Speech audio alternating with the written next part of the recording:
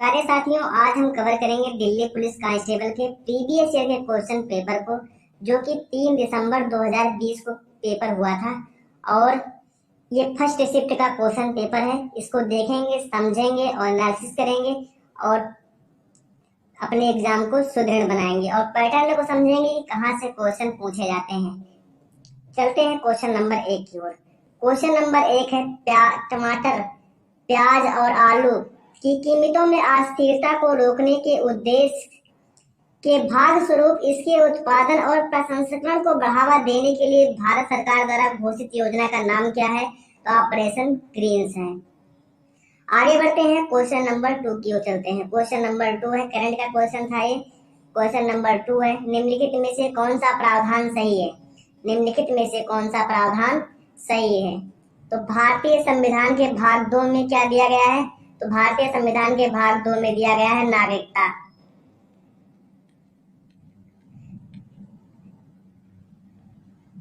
भारतीय संविधान के भाग 2 में नागरिकता दिया गया है। भाग 3 में दिया गया है मौलिक अधिकार। तो मौलिक अधिकार नहीं दिया गया है भाग 2 में। भारतीय संविधान के भाग 4 में क्या दिया गया है? तो डीपीएसपी दिया गया है। डीपीएसपी यानी नीति निर्देशक सिद्धांत। तो ये भी गलत हो जाएगा, नागरिकता नहीं दिया गया। नागरिकता किस में दिया गया है? भाग 2 में दिया गया है। भारतीय संविधान के भाग 3 में क्या दिया गया है? तो भाग 3 में मौलिक अधिकार दिया गया है।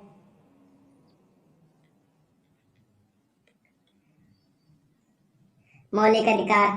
भारतीय संविधान के भाग 4 में राज्य के नीति निर्देशक सिद्धांत से संबंधित है। तो इसमें आपका राइट आंसर ये हो जाएगा।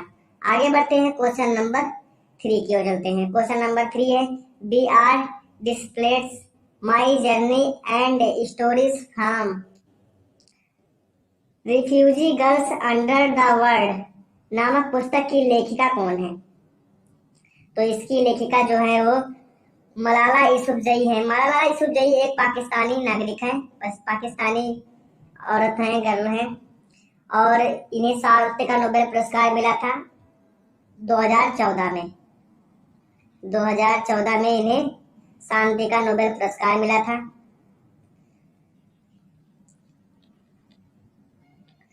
शांति का नोबेल पुरस्कार मिला था। और इनके साथ में एक लोग और थे, कैलाश सत्यार्थी।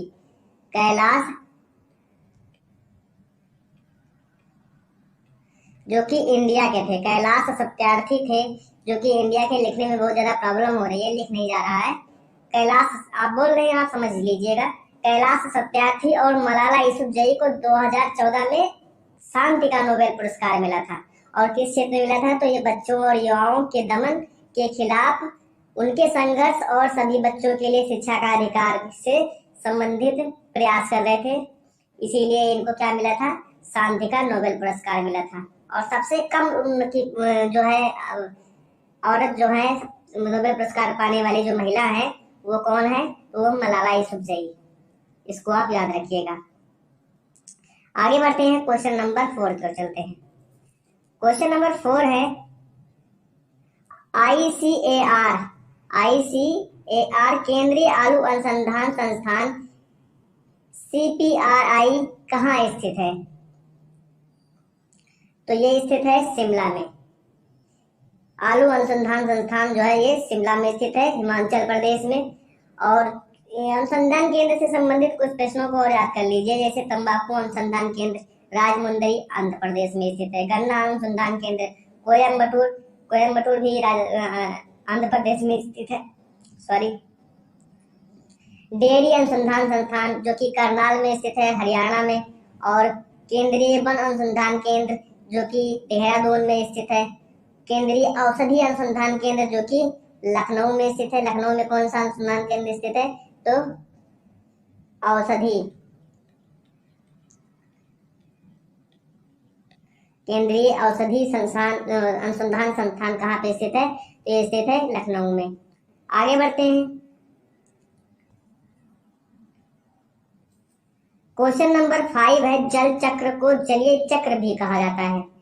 जल चक्र को जलीय चक्र भी कहा जाता है। आगे बढ़ते हैं, क्वेश्चन नंबर 6 की ओर चलते हैं। क्वेश्चन नंबर 6 है, शेरशाह सूरी और हुमायूं के बीच कन्नौज का युद्ध कब लड़ा गया था? तो कन्नौज का युद्ध 1540 में लड़ा गया था, जिसे बिलग्राम का युद्ध कहते हैं। और कन्नौज का युद्ध भी कहते हैं। दोनों का एक ही युद्ध है। कन्नौज का युद्ध चाहे बेलग्राम का युद्ध आप कह सकते हैं। शेरशाह सूरी के बीच लड़ा गया था और हुमायूं के बीच लड़ा गया था। आगे बढ़ते हैं,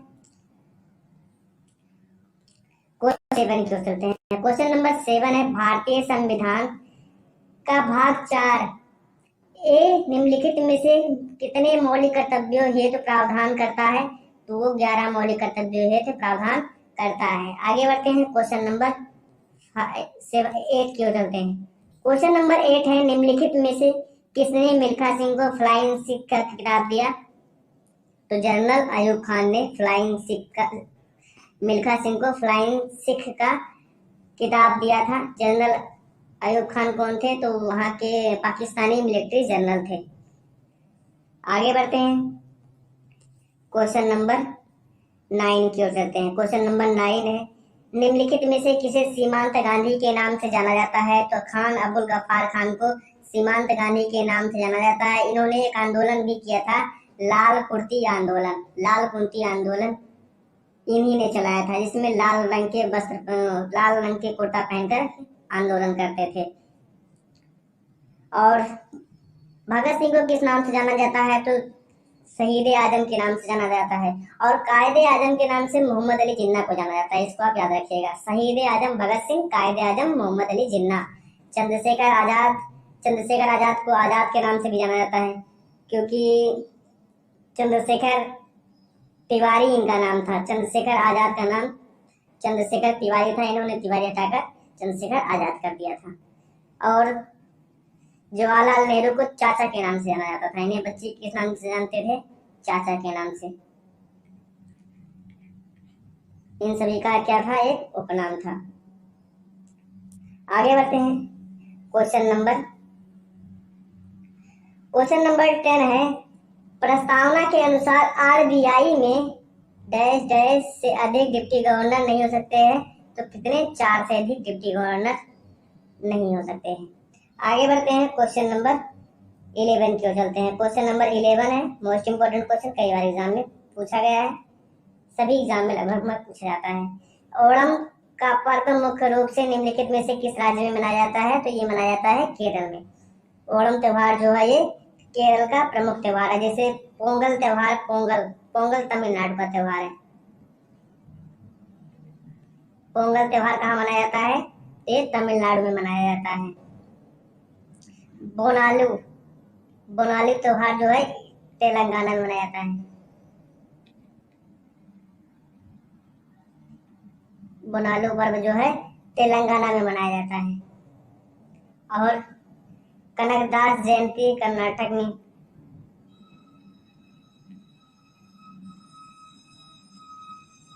कनकदास जयंती जो है ये कर्नाटक राज्य में मनाया जाता है। आगे बढ़ते हैं, क्वेश्चन नंबर 12 की ओर चलते हैं। क्वेश्चन नंबर 12 है, करंट का क्वेश्चन है, दिसंबर 2019 में मॉरिशस गणराज्य की राष्ट्रीय सभा ने डैश डैश को सर्वसम्मत से मॉरिशस का राष्ट्रपति चुना है। तो किसको चुना था? तो पृथ्वीराज सिंह रूपन को चुना गया था। आगे बढ़ते हैं, क्वेश्चन नंबर 13 की ओर चलते हैं। क्वेश्चन नंबर 13 है, भारत सरकार की आयुष्मान भारत योजना के अंतर्गत एक परिवार को निम्नलिखित में से कितना वार्षिक स्वास्थ्य कवर दिया जाता है? तो 5 लाख रुपए का स्वास्थ्य कवर दिया जाता है। आयुष्मान कार्ड के तहत 5 लाख रुपए तक के इलाज की सुविधा उपलब्ध है। आगे बढ़ते हैं, क्वेश्चन नंबर 14 की ओर चलते हैं। क्वेश्चन नंबर 14 है, संगीतकार तुलसीदास बोरकर का संबंध निम्नलिखित में से किस वाद्य यंत्र से है? तो इनका संबंध जो है हारमोनियम से है। एक बात जान लीजिए, वाद्य यंत्र और वादक से संबंधित प्रश्नों को आप कवर कर लीजिए, इन सभी को याद कर लीजिए, ताकि आपके एग्जाम में 3 से 4 क्वेश्चन दिल्ली पुलिस कांस्टेबल में तो अवश्य ही पूछे जाएंगे। अगर आप नहीं याद करेंगे तो बाद में माथा पीटेंगे, फिर उसके बाद में मत कहना कि हमें कोई बताया नहीं था कि इसको याद करना है कि नहीं याद करना है। आप देख लीजिएगा, हर कोई भी दिल्ली पुलिस कांस्टेबल का जो है प्रीवियस ईयर का क्वेश्चन पेपर कोई भी होगा, उसमें सब में वाद्य यंत्र और वादक से संबंधित क्वेश्चन पूछा गया है।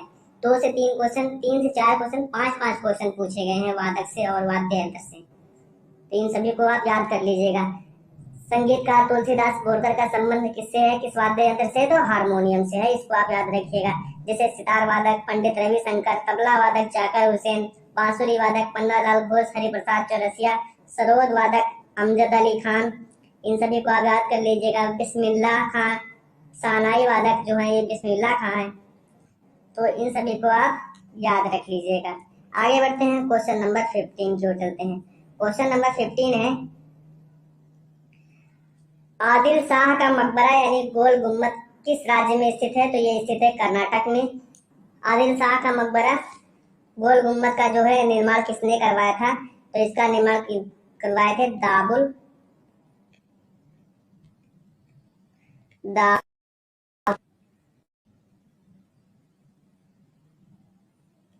याकूत, दाबुल याकूत इसका निर्माण करवाए थे। आगे बढ़ते हैं क्वेश्चन नंबर 16 की ओर चलते हैं। क्वेश्चन नंबर 16 है, मार्गरेट एटवुड और डैश डैश को संयुक्त रूप से 2019 में बुकर पुरस्कार का विजेता घोषित किया गया था, तो बर्नार्डिन एवरेस्टो को किया गया था। करंट का क्वेश्चन है। आगे बढ़ते हैं क्वेश्चन नंबर 17 है। क्वेश्चन नंबर 17 है, भारतीय संविधान का निम्नलिखित में से कौन सा अनुच्छेद राष्ट्रपति पर महाभियोग हेतु प्रक्रिया का प्रावधान करता है, तो कौन सा अनुच्छेद महाभियोग लगाता है राष्ट्रपति पर, तो अनुच्छेद 61 के तहत राष्ट्रपति पर महाभियोग लगता है। अनुच्छेद 60 के तहत क्या लगता है, अनुच्छेद 60 के तहत शपथ, अनुच्छेद 61 के तहत महाभियोग। भारतीय संविधान के अनुच्छेद 88 में क्या दिया गया है, तो अनुच्छेद में 88 में दिया गया है सदन के जो है सदनों के संबंध में मंत्रियों के अधिकारों का वर्णन किया गया है, मंत्रियों के अधिकारों का वर्णन। और अनुच्छेद 73 में क्या दिया गया है, तो अनुच्छेद 73 में दिया गया है संघ की कार्यकारी शक्ति का विस्तार। और अनुच्छेद 78 में क्या दिया गया है, प्रधानमंत्री और अन्य मंत्रियों की नियुक्ति किसके द्वारा, राष्ट्रपति के द्वारा। राष्ट्रपति के प्रसाद पर्यंत ही प्रधानमंत्री और अन्य मंत्री कार्य करते हैं। अनुच्छेद 74 में क्या दिया गया है, अनुच्छेद 74 में दिया गया है मंत्रिपरिषद की नियुक्ति। अनुच्छेद 78 में दिया गया, अनुच्छेद 78 में दिया गया है प्रधानमंत्री और राष्ट्रपति के बीच में जो सलाह होती है वो दिया गया है। प्रधानमंत्री का कर्तव्य होगा कि राष्ट्रपति से पूछ करके कोई भी कार्य करे। और अनुच्छेद 75 में क्या दिया गया है, अनुच्छेद 75 में दिया गया है प्रधानमंत्री और अन्य मंत्रियों की नियुक्ति। और अनुच्छेद 74 में दिया गया है मंत्रिपरिषद की नियुक्ति करेगा कौन, राष्ट्रपति। इसको आप याद रखिएगा। क्वेश्चन नंबर 18 है, प्रसिद्ध शास्त्रीय गायिका गिरिजा देवी हिंदुस्तानी शास्त्रीय नृत्य की किस शैली की प्रवर्तक थी, तो ये थी ध्रुपद की। आगे बढ़ते हैं क्वेश्चन नंबर 19 की चलते हैं। क्वेश्चन नंबर 19, क्वेश्चन नंबर 19 है, करंट का क्वेश्चन है। आगे बढ़ते हैं क्वेश्चन नंबर 20 की ओर चलते हैं। क्वेश्चन नंबर 20 है, उस नदी का चयन करें जिस पर सिंगुर बांध का निर्माण किया गया है। सिंगुर बांध का निर्माण किस नदी पर किया गया है, तो ये मंजरा नदी पर किया गया है। और ये किसके सहायक नदी है, तो ये एक गोदावरी की सहायक नदी है। कावेरी नदी, कावेरी नदी पर कृष्ण सागर बांध बनाया गया है, कृष्णराज सागर बांध बनाया गया है कावेरी नदी पर, जो कि कर्नाटक में स्थित है। और एक मैत्तूर बांध बनाया गया है जो कि तमिलनाडु राज्य में स्थित है कावेरी नदी पर। और नर्मदा नदी पर नर्मदा सागर बांध बनाया गया है। झेलम नदी पर तुलबुल परियोजना स्थित है जो कि जम्मू कश्मीर राज्य में स्थित है। आगे बढ़ते हैं क्वेश्चन नंबर 21 की चलती हैं। क्वेश्चन नंबर 21 है, समतल दर्पण में बनने वाला प्रतिबिंब डैश डैश होता है, तो ये पार्श्विक उल्टा होता है। आगे बढ़ते हैं क्वेश्चन नंबर 22 की ओर चलते हैं। क्वेश्चन नंबर 22 है, खानवा का युद्ध डैश डैश और राणा सांगा के बीच लड़ा गया था, तो बाबर और राणा सांगा के बीच खानवा का युद्ध लड़ा गया था। बाबर के द्वारा 4 युद्ध लड़े गए थे, इसको आप जानते रहिए। बाबर के द्वारा 4 युद्ध लड़े गए थे, कौन कौन से। खानवा का युद्ध लड़ा गया था बाबर के द्वारा 4 युद्ध। पहला लड़ा गया था पानीपत का युद्ध 21 अप्रैल 1526 को बाबर और इब्राहिम लोदी के बीच। दूसरा लड़ा गया था खानवा का युद्ध 17 मार्च 1527 को बाबर और राणा सांगा के बीच। तीसरा लड़ा गया था चंदेरी का युद्ध 19 मार्च 1528 को मेदिनी राय और बाबर के बीच लड़ा गया था। और चौथा युद्ध बाबर और अफगानों के बीच लड़ा गया था। कब लड़ा गया था? 1529 में। बाबर आया, पानी पिया, खाना खाया, चला गया। आगे बढ़ते हैं। Question number 23। किसानों की आय डबल कब होगी? तो किसानों की आय डबल 2024 में होगी। लक्ष्य कब तक रखा गया था? तो 2024 तक रखा गया था। आगे बढ़ते हैं। क्वेश्चन नंबर 24 की ओर चलते हैं। क्वेश्चन नंबर 24 है, औरंगजेब ने डैश डैश की अवधि के दौरान मुगल साम्राज्य पर शासन किया। तो 1658 से लेकर के 1707 ईस्वी तक शासन किया था। आगे बढ़ते हैं। क्वेश्चन नंबर 25 की ओर चलते हैं। क्वेश्चन नंबर 25 है, करंट का क्वेश्चन है। क्वेश्चन नंबर 26 है, मानव नेत्र के संबंध में निम्नलिखित में से कौन सा कथन सही है? तो नेत्र का लेंस रेटिना पर प्रकाश केंद्रित करता है, यही आपका राइट आंसर हो जाएगा, ऑप्शन नंबर 1। आगे बढ़ते हैं। क्वेश्चन नंबर 27, भारत में बीज फसल बीमा योजना शुरुआत वर्ष डैश डैश है। तो 1999 से 2000 से हुई है। आगे बढ़ते हैं। Question number 28। क्वेश्चन नंबर 28 है, भारतीय संविधान निम्नलिखित में से कौन सा अनुच्छेद प्रशासनिक न्यायाधिकरणों से संबंधित है? तो अनुच्छेद 323 ए जो है ये प्रशासनिक न्यायाधिकरण से संबंधित है। आगे बढ़ते हैं। Question number 29। क्वेश्चन नंबर 29 है, 1905 में सर्वेंट ऑफ इंडिया सोसाइटी की स्थापना किसने की थी? तो वो किए थे गोपाल कृष्ण गोखले, जो कि महात्मा गांधी के राजनीतिक गुरु थे। दादा भाई नौरोजी की प्रसिद्ध पुस्तक का क्या नाम है? A poverty of un-British rule in India, जो कि धन निकासी के सिद्धांत का वर्णन करती है। और लाला लाजपत राय, जिन्हें पंजाब केसरी के नाम से जाना जाता है, मोतीलाल नेहरू और चित्तरंजन दास ने मिलकर के स्वराज्य पार्टी की स्थापना की थी। कई बार एग्जाम में पूछा गया है। आगे बढ़ते हैं। क्वेश्चन नंबर 30 की ओर। क्वेश्चन नंबर 30 है, निम्नलिखित में से किस बंदरगाह का नया नामकरण करते हुए दीनदयाल बंदरगाह रखा गया है? तो कांडला बंदरगाह जो है इसका नाम बदला गया है। कहाँ पे स्थित है? तो ये गुजरात राज्य में स्थित है, इसको आप याद रखिएगा। आगे बढ़ते हैं। क्वेश्चन नंबर 31 है, उस राज्य को पहचाने जिसके साथ तेलंगाना की सीमा नहीं लगती है। तो तमिलनाडु की सीमा जो है तेलंगाना के साथ नहीं लगती है, क्योंकि बीच में कर्नाटक आ जाता है और आंध्र प्रदेश। आगे बढ़ते हैं। क्वेश्चन नंबर 32 की ओर चलते हैं। क्वेश्चन नंबर 32 है, निम्नलिखित में से किस राज्य का एक प्रसिद्ध लोक नृत्य दुम्हल है? तो ये जम्मू कश्मीर राज्य का प्रसिद्ध लोक नृत्य जो है वो दुम्हल है। लोक नृत्य से संबंधित प्रश्नों को आप रट लीजिए। आगे बढ़ते हैं। Question number 33।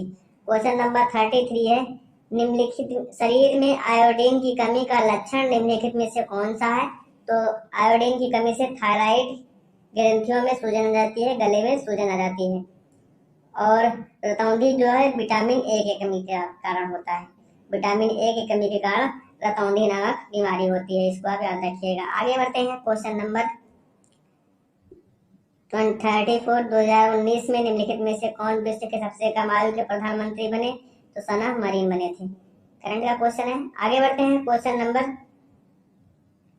35 है, आरबीआई का राष्ट्रीयकरण किस वर्ष किया गया था? तो आरबीआई का राष्ट्रीयकरण 1949 में किया गया था। 1 जनवरी 1949 को किया गया था आरबीआई का राष्ट्रीयकरण।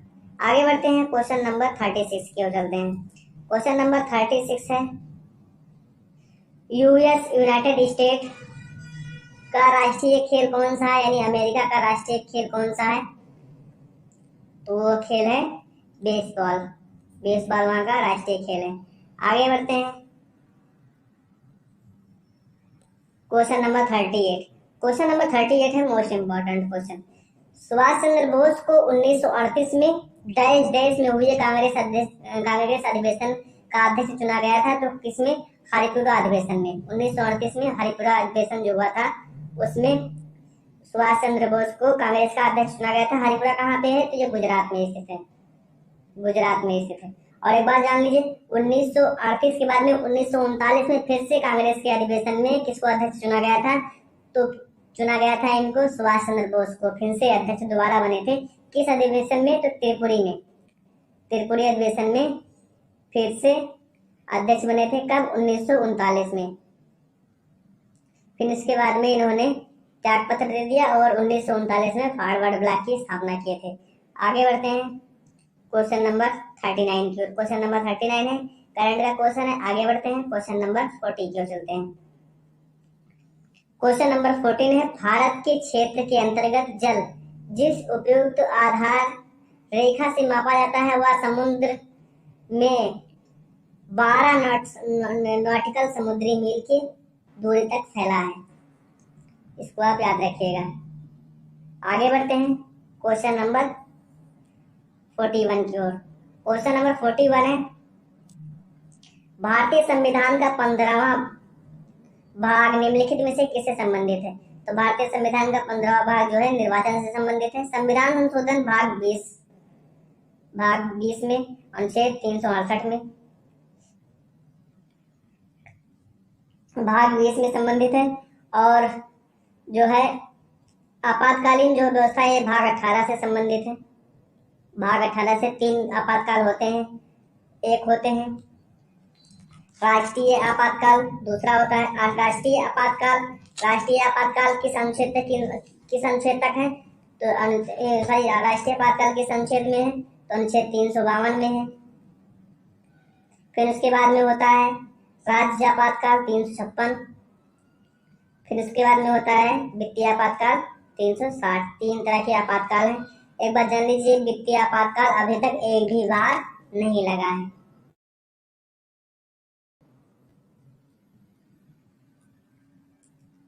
क्वेश्चन नंबर 42 करंट का क्वेश्चन है। क्वेश्चन नंबर 43, 1939 में फॉरवर्ड ब्लॉक की स्थापना किसने की थी? तो सुभाष चंद्र बोस ने किया था। अभी आपको बता दिया गया था। आगे बढ़ते हैं क्वेश्चन नंबर 44 की ओर। सारे जहां से अच्छा हिंदुस्तान हमारा गीत के लेखक कौन है? तो ये गीत के लेखक मोहम्मद इकबाल हैं। मोहम्मद इकबाल। रविंद्रनाथ टैगोर किस पुस्तक के लेखक हैं? तो गीतांजलि के लेखक हैं, जिन्हें साहित्य के लिए नोबेल पुरस्कार मिला था। जन गण मन जो है राष्ट्रीय गान जो है गीतांजलि से लिया गया है कि उसके लेखक कौन है? रविंद्रनाथ टैगोर। सरदार भगत सिंह का एक प्रसिद्ध नारा है इनकलाब जिंदाबाद। आगे बढ़ते हैं क्वेश्चन नंबर 45 की ओर। प्रसिद्ध नृत्यांगना गौहर निम्नलिखित में से किस नृत्य शैली से संबंधित है? तो ये संबंधित है ओडिसी से। कथक से संबंधित जो है वो कौन है? बिरजू महाराज। बिरजू महाराज कई बार एग्जाम में पूछा गया है। बिरजू महाराज किससे संबंधित है? तो कथक से संबंधित है। और कुचिपुड़ी से कौन संबंधित है? तो यामिनी कृष्ण मूर्ति, लक्ष्मी नारायण शास्त्री। इन सभी को आप याद कर लीजिए। राधा रेड्डी ये सब किससे संबंधित है? तो ये संबंधित है कुचिपुड़ी से। एक बात और जान लीजिए, यामिनी कृष्ण मूर्ति जो है कुचिपुड़ी और भरतनाट्यम दोनों नृत्य करती हैं। कथकली से कौन संबंधित है? तो कथकली से संबंधित है उदय शंकर, कृष्णा नायर, कृष्णन शेट्टी जो है। ये सब किससे संबंधित है? ये सब संबंधित है कथकली से। आगे बढ़ते हैं क्वेश्चन नंबर 46 की ओर चलते हैं। क्वेश्चन नंबर 46 है, आर्थिक सर्वेक्षण 2020 के अनुसार भारत विश्व में डैश डैश सबसे बड़ा उभरता हुआ ग्रीन बॉन्ड बाजार बन गया है? तो दूसरा बन गया है। आगे बढ़ते हैं क्वेश्चन नंबर 47, निम्नलिखित में से कौन सा राज्य का नीति निर्देशक सिद्धांत है? तो ग्राम पंचायतों का गठन। आगे बढ़ते हैं क्वेश्चन नंबर 48 की ओर चलते हैं। क्वेश्चन नंबर 48 है, दहन के लिए निम्नलिखित में से कौन सा गैस अनिवार्य है? तो दहन के लिए कार्बन डाइऑक्साइड अनिवार्य है। इसको आप याद रखिएगा। आगे बढ़ते हैं क्वेश्चन नंबर 49। क्वेश्चन नंबर 49 है, निम्नलिखित में से कौन सा मान अम्लीय विलयन का पीएच मान निरूपित करता है? तो 7 से कम जितने मान हैं 0 से लेकर के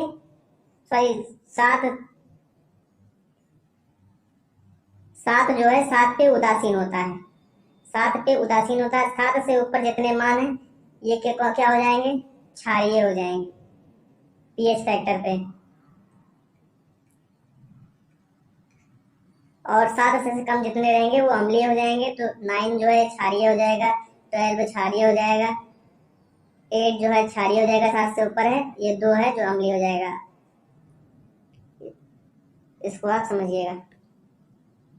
आगे बढ़ते हैं क्वेश्चन नंबर 50 जो चलते हैं। क्वेश्चन नंबर 50 है, फीफा विश्व कप 2026 का आयोजन कहाँ किया जाएगा? तो फीफा विश्व कप जो है 2026 का आयोजन यूएस यानी यूनाइटेड स्टेट कनाडा में, जो कि मैक्सिको में स्थित है, किया जाएगा। अगर वीडियो पसंद आया तो लाइक शेयर एंड सब्सक्राइब कर दीजिए, बेल आइकन प्रेस कर दीजिए, आने वाली वीडियो की नोटिफिकेशन आपको सबसे पहले मिले। धन्यवाद।